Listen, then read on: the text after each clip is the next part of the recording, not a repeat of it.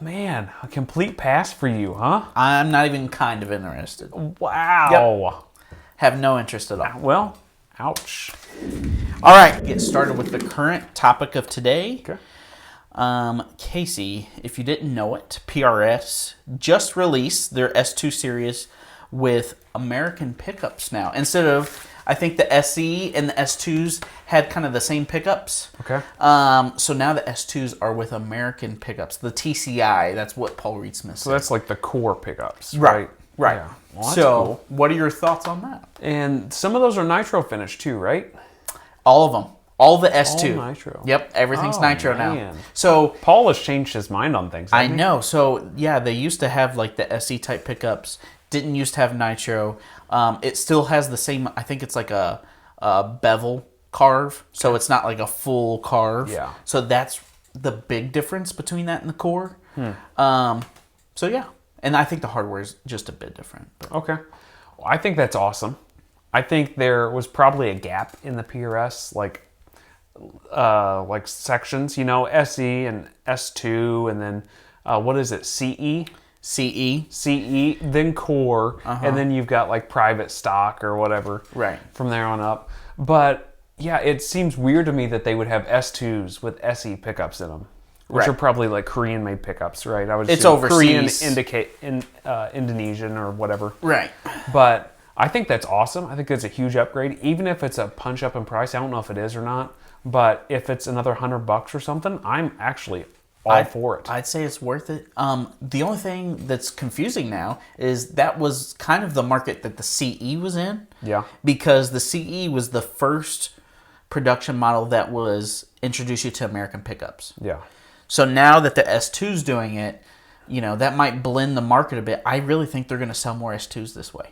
So what's going to happen to the CE then? What's the big difference then with CE and S2s then? So a lot of it's the switching, okay? Oh, that's right. So, yeah. So you have the two toggles on the 2408. Yeah. The CE literally just has a volume and a tone and then a push-pull. Yeah. And it's got a tremolo system. And then, of course, the McCarty's stop-tail, two-pneumatic type of thing. Yeah. So, I mean, there are different, reasons to go with one or the other. I will say the CE has a thinner neck. That is the one thing I wish the CE had a thicker neck. Yeah. Whereas the S2s, you can get them with thicker necks. You can get, I think, pattern wide thin or something like that. So I think it's awesome that they're doing American pickups. I agree. This actually makes me want to look at S2s versus the CE now. Yeah, that's much more interesting to me because the price is going to be a little bit further down than the CEs. Right. And you're getting most of the benefits that you were looking for. Right. So I think they will definitely sell more S2s because people will see. I think people will see the difference then in the SEs to the S2s, and it'll make more people that were on the fence jump to the S2 that may have been like, you know what, I'm just gonna get an SE and I'm gonna swap some pickups. That's exactly how I felt because I've been looking at SEs because the price point. I mean, it's hard to beat an awesome guitar for $1,000. Yep. The S2s, are pushing that 2,000 mark.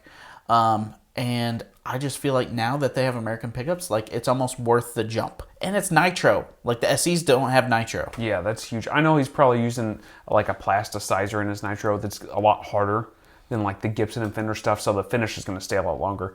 Paul's been very adamant about he wants his guitars to look great forever, and that's why he used poly for so many years. So I'm sure it's a little bit different, but the fact that it is nitro finish, that's cool. And it's got American pickups in it. It's got a carved top. Maybe not the exact same carve as the core models and stuff, but I think probably it's going to be a gigantic hit. I think so, and let's be honest, Paul Reed Smith, he can sell anything. He can sell a ketchup popsicle. That guy can sell anything. To someone in white gloves. Yep. And I'll tell you what, I think that there's a lot of these new players that started playing during lockdown time that have bought SEs, because what's the number one selling guitar right now everybody talks about? It's a Silver Sky SE, right? So a bunch of these guys are buying SEs. And they're going to jump to that new market. If they retain as guitar players, I think their next jump is probably going to be looking at S2. S2 or core. It could be core, but I think a lot of them will be like, this guitar's been great. I want to upgrade it, and I like PRS because this is what I'm used to and what I'm used to playing. Maybe I should look. They just upgraded with the American pickups. They've got all nitro finish. I hear that's great. Like I said, I'm looking at the S2s now. Yeah. So, yeah, that's interesting. Yep. I'm excited to check one out and see what I think about them. Yep. Because I've played some SEs. I thought they were great. I played some S2s, and I thought they were like okay. And I played some CEs, and I thought the CEs were really good. So I'm curious to see how that kind of changes things up. Yep. So I guess that moves us to our main topic. Yep. Am I going, or is this one yours? I think it's mine. Okay. So, my right. main topic. So, when we first started out, the guitar community was vastly different. Yeah. Okay, so there weren't a whole lot of YouTube people out there besides Gearman Dude. Guitar Shop. YouTube was not a thing when I started guitar at all. Right. Okay. Well, you're I'm prehistoric. an old man. You're prehistoric. They were writing on stone tablets too. That's right. But I want to ask you, now that we're in 2024, how relevant is the gear page? How relevant is that gear page? Do you go to it all the time religiously? What do you think? You know what is the most relevant? What? Let's see if you remember this. Harmony Central. Oh, don't even notice it. Does No. anybody out there know what Harmony Central was? Anyone remember? It was the gear page before gear page. It was before YouTube. I'm 99% sure it was before YouTube. Harmony Central was a little board full of guitar players that would talk gear. And you could also find reviews of stuff. I think there were like rundowns kind of like on there, okay. on like documented things, paper and stuff. So, Paper and stuff. Well, they were taking like pictures of papers and like posting them. Yeah, That's pretty cool. Okay. So, but the gear page itself, gosh, I miss Harmony Central. Gear page though, I never got into the gear page super heavy, but I would refer to it to check out like what other people thought of gear. And then there was a point in the last maybe like 7-8 years that I just come to terms with the fact that the gear page is just full of like, it seems like a lot of echo chambers, right? Like if one person absolutely falls in love with it and they've got they've been a member on the gear page for a long time and a lot of friends, it's the gospel and what they said is true. And if you don't have this certain capacitor in your guitar, well, it's not going to sound as good. These Lux capacitors for Les Pauls, it's the only capacitor to have. And if you've got these other ones, they're no good.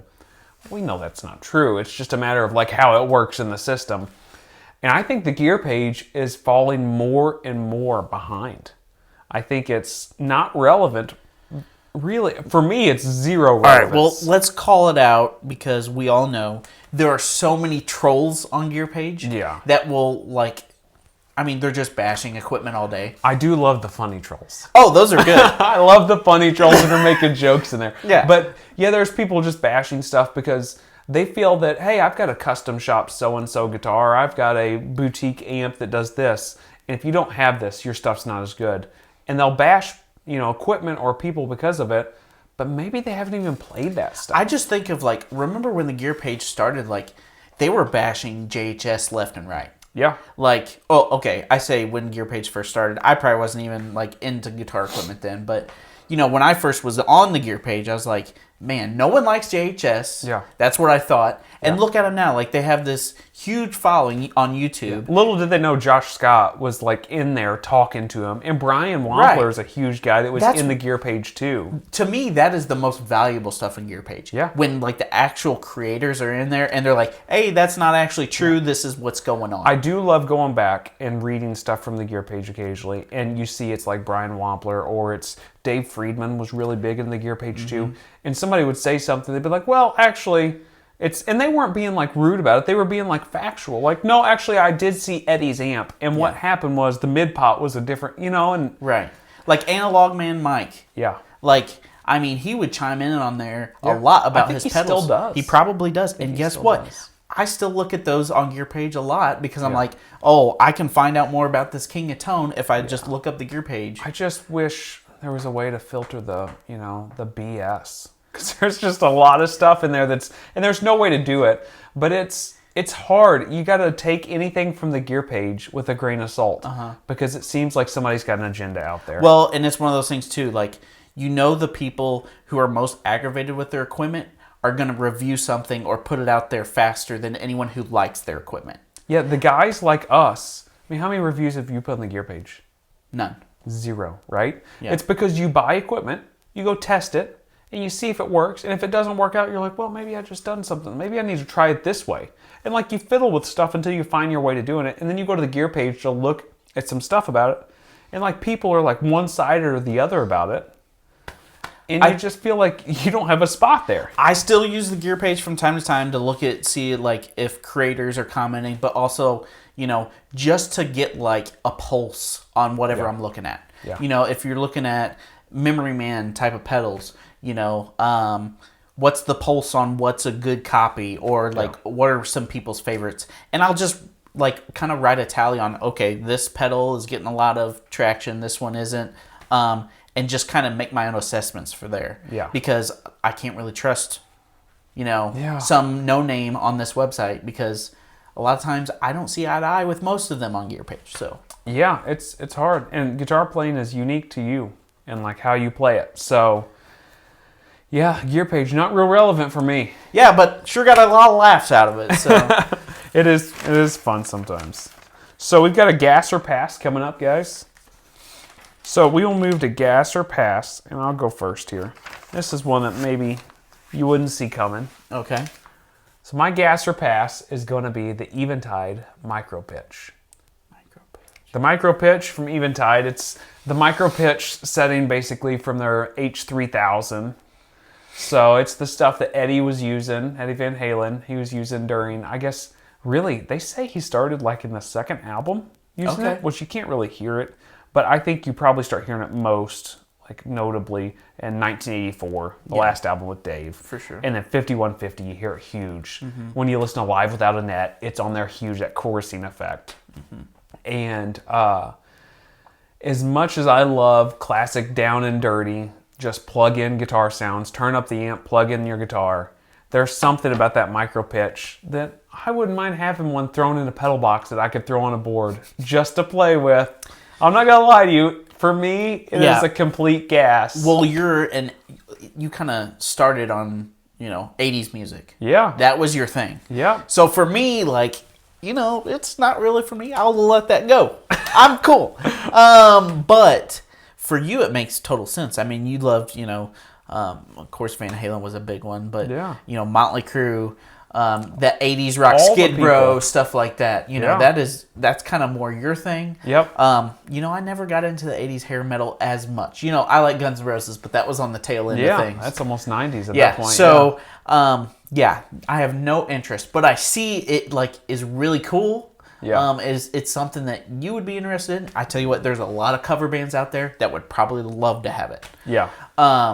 I can think of a lot near St. Louis that would use it and enjoy it. So then you think of like the clean sounds people were using with it. I mean, Steve Lukather used it to like nobody's business. Right. Mike Landau and all those guys were using it for those real clean recordings. So, man, a complete pass for you, huh? I'm not even kind of interested. Wow. Yep. Have no interest at all. Well, ouch. All right, next gas or pass. My gas or pass has to do with the game changer Bigsby pedal. It is that pedal that looks like a Bigsby you put on your guitar, but it's on the floor. Yeah. And you can, I guess, actuate it and play with the pedal on the floor. Yeah. It's like a wah pedal, kind of. Yeah. But doesn't go the other way. The cool thing that I understand about it is whenever you step on it, it goes down like a Bigsby. And it doesn't like... I think you might be able to say it both ways, but I don't think it stays in tune perfectly like... Oh, really? Like it's just going down in pitch. It actually goes out of tune like a Bigsby would, because all the strings tensions would be different. So they'd be going down at different intervals, right? Sure. So I think that's a really cool idea. So guess what? Now you don't need to mod any guitars. If you ever want a Bigsby, you just slap that on your board, and then you have a stop tail and a Bigsby, and you don't have to worry about tuning ever. It's the same thing. It's identical. No, it's not. So for me, I don't like it. For me, it's a really cool idea, and I think it would be cool to play with. And I think if you were in a bad spot where you needed to have a Bigsby sound and you only were bringing 2 guitars, that's fine. But I don't know, if a Bigsby's that important to you and that much of the part of your sound that you're trying to get, why don't you just get a guitar with a Bigsby? Like, it's that important to you. Right. You know, for me, I play a lot of times too, just sitting around the house with no amp. I'll just play acoustically with my electric guitar. And I want to be able to play with that, vibrato system there. I don't want to be thinking about, well, now is when I step on the pedal and let off and like float the pedal. Right. So here's my biggest worry. When you're playing, and this isn't a live situation, obviously, but I know me, because I sing too and play guitar, and I'm thinking about one extra thing while I'm singing and playing, and I know I will step on it completely, and I'll be out of tune, and that sucker won't sound right, and I'll be like, something is not right. Oh, whoops. Yep. Yeah, you would, You don't do that with a wah pedal, though. Sometimes I forget it's on. Yeah, you do. And so, I think I would do that. Yeah, it's possible for sure. Just step on the thing and leave it. You're a quarter step out of tune. Right, and I'm like, man, somebody is out of tune, and it's not me. Yeah. I don't know, man. It's not for me. I think it's a cool idea. It's a cool idea. I just, for me, it's not practical enough. I think that the stuff they're coming out with is really innovative. Somebody will find a really cool way of using it. Right. I mean, who knows? They might have a Bigsby on their guitar and the Bigsby pedal and be using both at the same time. And make it like a steel type of thing. Doing some crazy stuff. It could be awesome. But, imagine a Floyd Rose with that pedal. Like a locking tremolo and all somebody out there is going to come up with something cool like that. I don't really have a desire for it, but it's somebody will do something cool with it. It's a pass for me. Fair enough. It's a pass for me. So, with that, we moved to our last main topic. And this is one that we've talked about before, and I think everybody's got a different feeling upon this, but whenever it comes to, and I guess we could talk guitars, pedals, whatever, amps, not really guitars, but how many knobs are too many knobs? So when you look at a pedal and see a boatload of knobs on there, or see an amp with, you think of like Mesa Boogie Triple Rex, or something like that, and then you look at something like a Dr. Z, Maz, or not the Maz, the Carmen Gia, or the Mini Z. It's got 1 or 2 knobs, depending on which model you had. What's knobs that's too many? So simplicity is really important to me, because my brain is not very complicated. You're a simple guy. I really am. I'm simple. So, when I see the Gia, I'm like, 2 knobs, that's my type of thing. I've had some complicated equipment. Yeah. So I had a Bogner Alchemist, well, still have it, and it's got 2 channels. It's got 2 switches per channel. Yep. It's got a boost. It does have delay, reverb. Anyways, that almost has too much for me. Yeah. I would say, especially Mesa Boogie, they have so many switches and knobs and a full EQ on each channel. Yeah. And I'm like, some of that EQ you could probably share. I get clean and dirty, but the too dirty. Anyways, I'm getting into it. Then on the back panel, how many knobs and switches are there too? Oh my gosh. Okay, so you get through all these and you're like, oh crap, there's more on the back. So this Marshall is simple. Yep. I know how to use it. Yep. Makes sense. Right. When you're looking at a Bogner Ecstasy, that is ridiculous. You're trying to figure out how to fly an airplane at that moment. You're like, well, as I'm dropping stuff. But as you're flipping knobs, flipping switches, a Bogner Ecstasy has way too much going on. Okay. Now, I would say a Dr. Z's, the Gia and stuff like that, that could be almost too simplistic. Okay. So, when I'm thinking, what is the most I can handle, I would say a Vox AC30. It has a tone cut, has stuff like that. I would say that's about all you need. I like simplicity. That's interesting to me, because I think the Vox amps are a little bit confusing with the tone cut. They can be. They can be a little bit confusing. Even more confusing than you look at the EVH3 amps, right? So there are 3 channels. You've got a separate bass, mid, and treble for each one, a separate gain and volume. And I think there's like 2 switches or 1 switch for 2 different types of style for each channel. At least it's simple. A tone cut, brother, is really no different than like a presence knob. Right. I get that. It's like a backwards presence knob. that. So like, to me, it makes the most sense. But I will say for pedals, like I have a Wampler Terraform. Yep. That gives me too many options. Like it gets to a point where I'm like, I don't even know what I want at this point. Yeah. So I just honestly, whatever factory setting, and then I'll just move it a little bit here and there, and like I don't want to touch it after that. Okay. So simple is better. Simple, few word do trick. Okay, few word do trick. Few word do trick. Yeah. So that's how I feel about it. Yeah.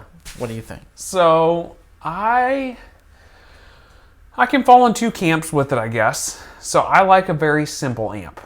I like the idea of the amp being pretty simple. I can deal with an EQ section that's bass, mid, and treble. It's not a big deal. Like that's a lot of knobs. Watch out, 3 knobs. Watch out. And then a presence control. Okay, now we're getting a little more complicated. Now we got 4 knobs, and the presence control is not really, Now we've got a volume knob. I'm okay with all that. I think my problem comes in with multiple like dip switches and things. Like a mid shift. You get a mid shift and stuff where it's like, well, I could just turn my mids up or my mids down, for maybe cutting down the mids, or maybe it's like a bright cap switch and you could just turn your treble up or you could turn your treble down. It's not, for me, I like something pretty simple. I don't mind 4 or 5 knobs per channel, but I don't want a bunch of switches. And I also don't want to be able to go in the back and change like a bunch of power tubes. Like those Mesas, you can switch from, EL34s to 6L6s to like all these different options. My thing is with all these like mid shift switches. Yeah. Most of the time, you like a sound that's in between both. Every single time. A lot of times. Like, and you have to choose one or the other. Like, very rarely is there like a 3-position switch. Yeah. Like, those are the best. Yeah. Because you have the best of both worlds. But most of the time it's one or the other. And at that point, I'm like, well, I'm not happy with either of these. I kind of, too, like to sit down with an amp when I'm trying it out. Sit down, I plug it in. I turn everything noonish. Yeah. I plug it in, start playing it. And if I don't like the sound that's coming out, I'll adjust the knob slightly, move everything to, like maybe 2 o'clock. I was about to say 1 or 2 o'clock. Or maybe like 10 o'clock, depending on if I'm boosting or cutting. And within like 3 minutes, if somewhere in that little time period I can't find a sound that I'm happy with, I unplug it and turn it off. Yeah, you're not inspired. I'm just uninterested, and it's either A, too complicated and too many knobs and switches that I can find, or it's just not the right amp for me. When it comes to pedals, drive pedals that have more than 3 knobs, I'm not super interested in. Okay, if there's a 3-band EQ on an overdrive, and then you got a gain and a volume, to me that makes sense. It makes sense, but I don't want it. It makes complete sense, but I don't want it.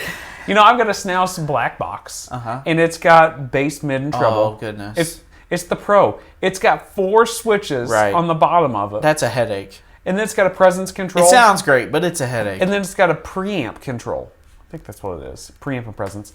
And it is so much.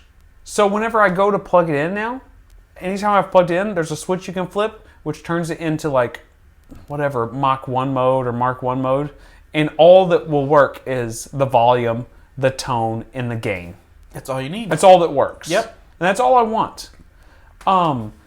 Whenever you start getting into 3-band EQs, and then you're pushing that 3-band EQ in an overdrive pedal into an amp, it starts getting more complicated than what I want. Well, I would say that's right most of the time, but then you have something like Wampler releases that Clarksdale. It's a tube screamer with a 3-band EQ, and guess what? That thing's amazing.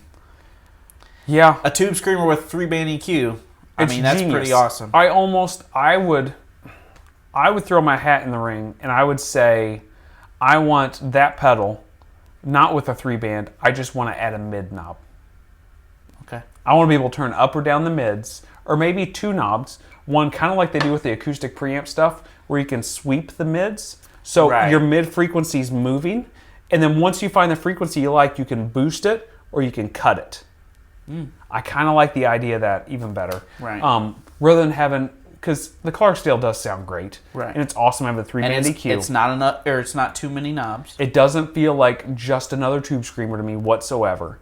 But to me, when I look at it, I'm like, well, I wish it just didn't have quite so many knobs. Right. You know? So for me, I can deal with a few more knobs on an amp than what I can a pedal. But I need it pretty simple. It needs to be pretty straightforward for me. You have to be inspired quickly. Got to be inspired quickly and got to be able to find, even if there's a lot of knobs, it's just got to hit me fast. Like, I like this immediately with everything kind of like all the weird switches off and everything. I can slowly tinker with it. But all the amps I love are simple. Right. All the amps I absolutely love are pretty simple amps. A great sound right out of the box. Yep. That's what I like. Yep, me too. All right, well, I think that kind of answers the question. So, all right, guys, thanks for checking out with us, and we'll see you guys next time.